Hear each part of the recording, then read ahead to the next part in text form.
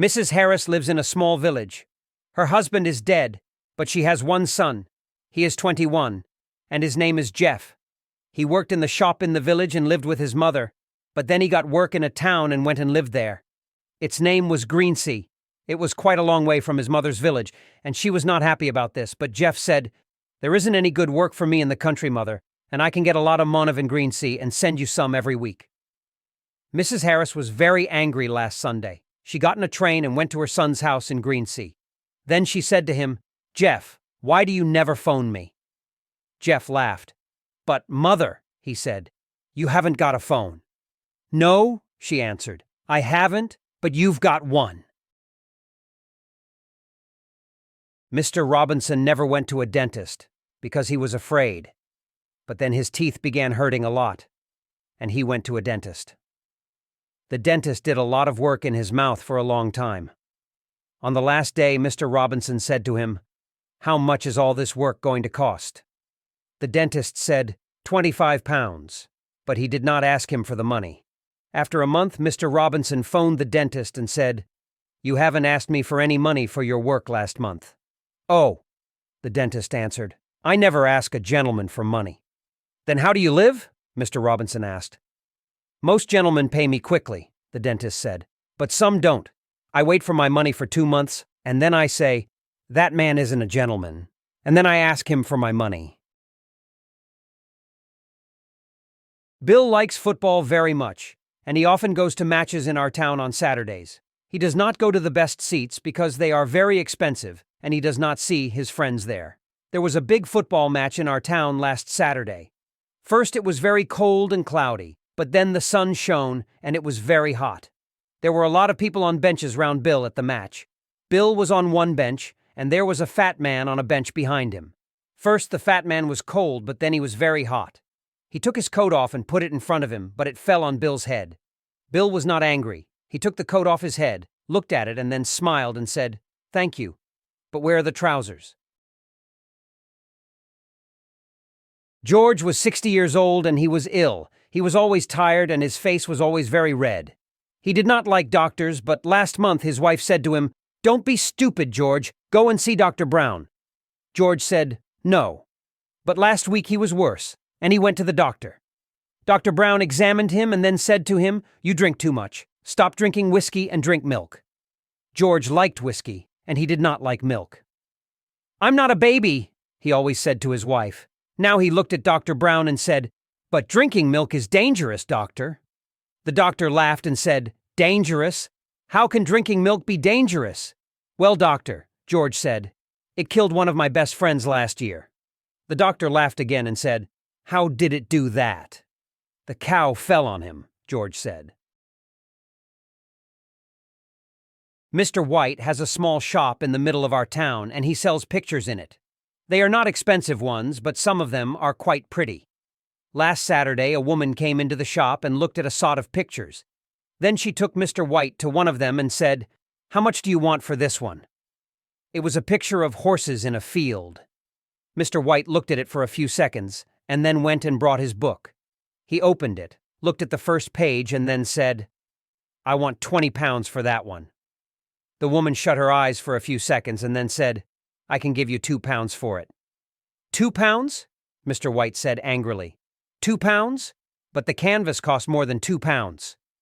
"Oh, but it was clean then," the woman said. Miss Green had a heavy cupboard in her bedroom. Last Sunday, she said, "I don't like this cupboard in my bedroom.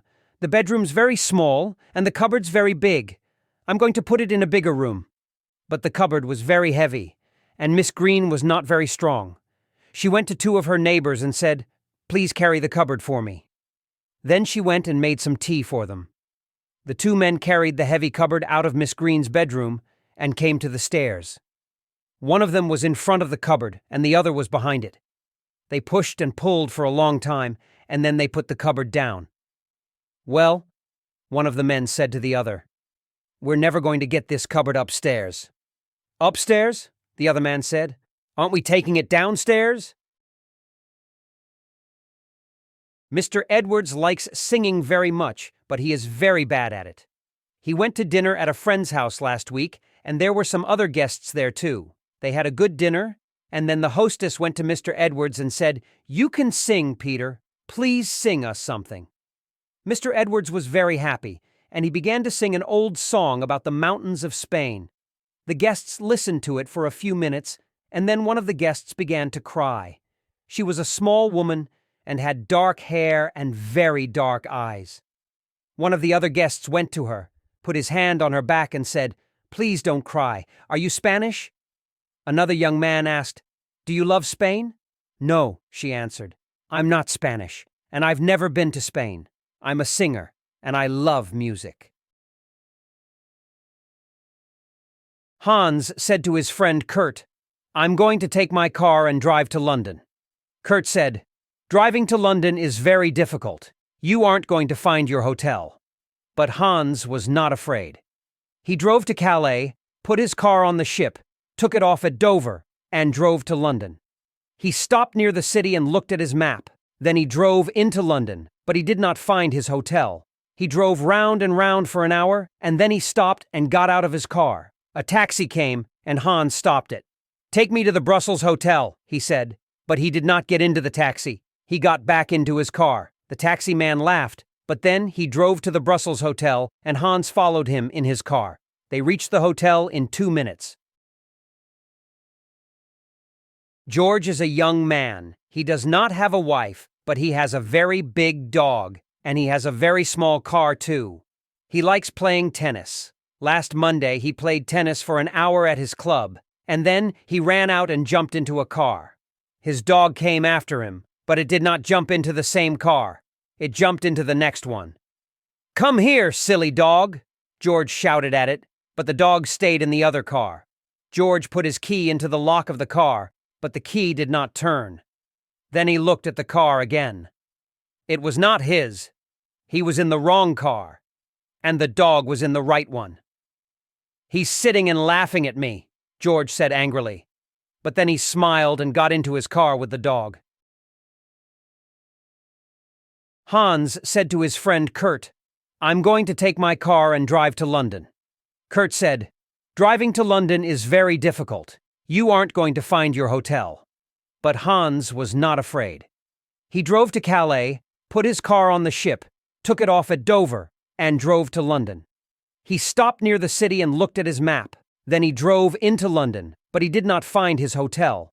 He drove round and round for an hour, and then he stopped and got out of his car. A taxi came, and Hans stopped it. "Take me to the Brussels Hotel," he said, but he did not get into the taxi. He got back into his car. The taxi man laughed, but then he drove to the Brussels Hotel, and Hans followed him in his car. They reached the hotel in 2 minutes. Mrs. Green was 80, but she had a small car, and she always drove to the shops in it on Saturday and bought her food.